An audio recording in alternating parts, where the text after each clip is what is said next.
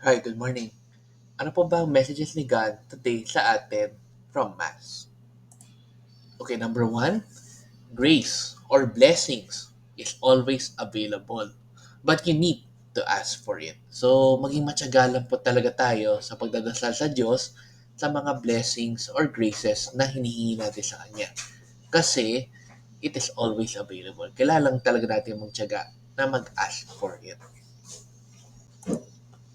Number two, understand what we desire and where our soul will flourish. Ayan.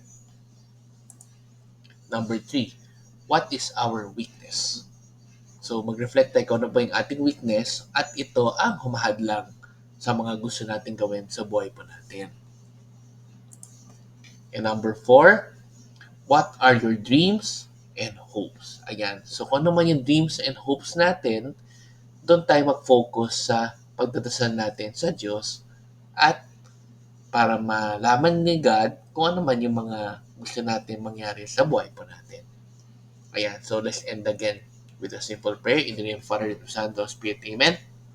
Lord, I pray na sana nga po yung mga hopes and dreams namin ay matupad po in your own time.